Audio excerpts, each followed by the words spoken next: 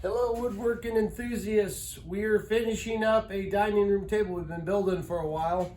The top is made out of red oak. It's about 1 inch thick. It's got two pieces here that are going to be leaves that slide down on the end. They add 12 inches per side, so you gain 2 feet with the leaves, and you can add one or the other. So it's getting close to completion, but what we did on the top here, like I said, it's red oak, sanded down to about 180 grit, sandpaper, got it pretty smooth. We put a wood conditioner down on it, which is advisable. Anytime you stain, always do wood conditioner. It makes it so the stain covers very evenly. You don't have any blotchiness or it just finishes right. It's a very good step. Wood conditioner, and then we did 2 coats of weathered gray wood stain. I think it's the Varathane product is what we used. 2 coats gets you good coverage.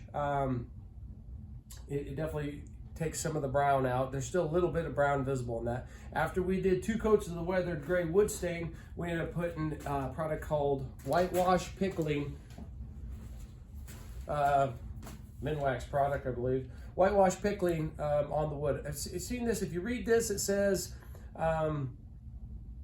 you can put this on bare wood, but we wanted the gray to come through and this to kind of be washed over the top. So the first one, it acted like it was kind of like an oil water kind of thing going on there, which it was. This is a latex or water based, and the other stains oil based.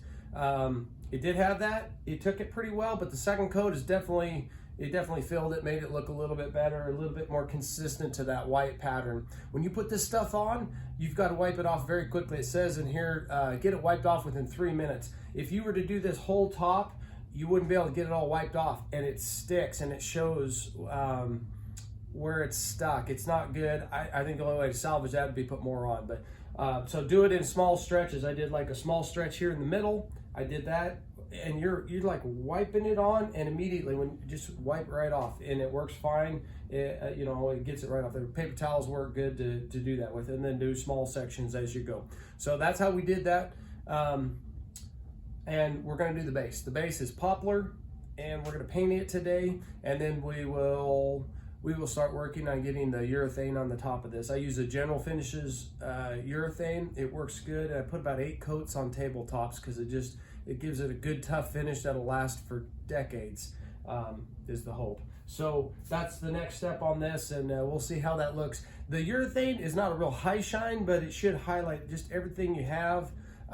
It goes on with the paper towel. You wipe it on. It's a gel. And you wipe it on, and then you just run a paper towel the length of it as you go.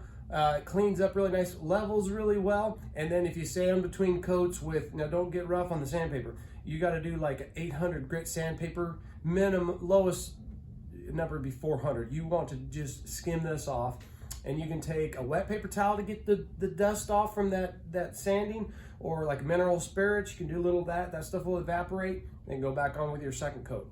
Count it up, do 2. If you're efficient with it, you can probably do 1 early in the morning and 1 late, in the evening. So you got a little bit of time to dry. That way you could do 8 coats in 4 days. I never seem to be that efficient. So anyway, we'll show you how it progresses as we go. Thanks.